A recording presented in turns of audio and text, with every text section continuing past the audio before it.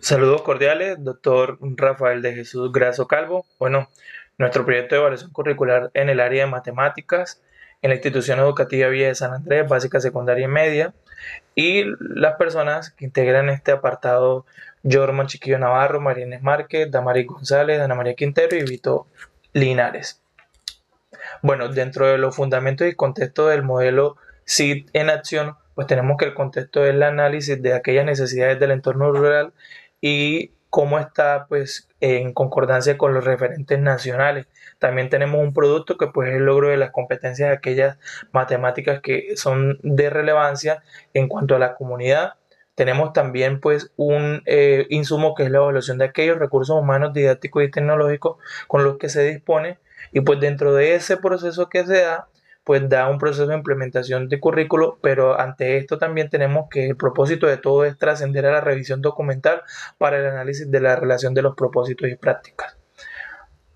También tenemos una matriz de calidad curricular, pues sistema de dimensiones basado en Tyler 1973 y Stubbs que es 1987. Pues el currículo se evalúa integralmente pues a través de 7 pilares que son: inclusión del proceso, que es atención a la diversidad; la actualización, que pues es la actualización de acuerdo al contexto; la eficiencia de insumos, que es pues aquellos aprovechamientos de los recursos tecnológicos y didácticos. Tenemos también la relevancia del producto, que es la aplicación de aquellos aprendizajes matemáticos. También tenemos una pertinencia, que es la del contexto y cómo está adecuado al mismo. Tenemos la coherencia dentro de los procesos, que es la articulación entre competencias y contenidos y que sean coherentes lógicamente. Y la eficacia de esto, pues que es el desarrollo como tal de competencias matemáticas en pruebas saber. Gracias, compañero. Bueno, dentro de la validación de los instrumentos por medio de juicios expertos, pues nosotros hemos escogido un panel interdisciplinario de 5 expertos, ¿verdad? Que nos van a ayudar a validar cada uno de los instrumentos diseñados por nosotros. Pues tenemos un experto que es especialista en el currículo, que nos va a validar lo que es la coherencia estructural de la propuesta. Tenemos un segundo experto que nos va a revisar la calidad técnica y los criterios de evaluación. El tercer experto debe de ser un experto en didácticas matemáticas para que nos valore la pertinencia disciplinar de los contenidos e indicadores de cada una de nuestras propuestas. El experto número 4, que sería nuestro directivo, nuestro gestor, que va a analizar la aplicabilidad en nuestro contexto institucional. Y nuestro quinto experto son pues los docentes de aula, que nos van a verificar la claridad, la viabilidad y el realismo de los instrumentos en la práctica como tal. Dentro de las técnicas de observación del currículo formal real, el que vamos a hacer, pues se presenta bajo 4 enfoques, que es el enfoque del estudiante, la gestión académica, la práctica pedagógica. Entonces, con base a ello, tenemos lo que es la observación de las clases, verificando pues la correspondencia entre las didácticas, el acompañamiento pedagógico, las reuniones de área, que son muy importantes para llevar el análisis y la planificación, y los ajustes pertinentes y seguimientos pues necesarios. Y por último, pues la evaluación del aprendizaje, que tenga en contraste con el sistema educativo institucional de acuerdo a los instrumentos aplicados en el aula. En cuanto a la guía de observación, pues vamos a tener unas dimensiones y unos indicadores, el cual vamos a utilizar un instrumento estructurado con la escala de Likert, y vamos a tener pues a evaluar lo que es la coherencia curricular, las estrategias metodológicas, la contextualización, que esos conceptos matemáticos aplicados estén realmente de acuerdo a nuestro entorno rural y real. La participación estudiantil, el uso de recursos, la evaluación formativa, pues que sea una retroalimentación permanente, la inclusión teniendo en cuenta los diferentes ritmos y estilos de aprendizaje y necesidades de los estudiantes, y pues finalmente un ambiente de aprendizaje. Bueno, en cuanto a la triangulación y la validez de estos instrumentos, se realizaron algunos métodos cuantitativos y cualitativos.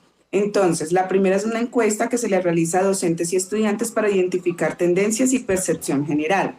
Luego se realizará una entrevista al rector o a la coordinadora para comprender procesos de gestión y de decisiones. Luego se hará un grupo focal para contrastar percepciones colectivas y descubrir oportunidades. Se hará un análisis documental a algunos documentos de la institución. Se hará proceso de observación para contrastar el diseño de la práctica en el aula. Se analizarán los indicadores institucionales como de rendimiento y de deserción.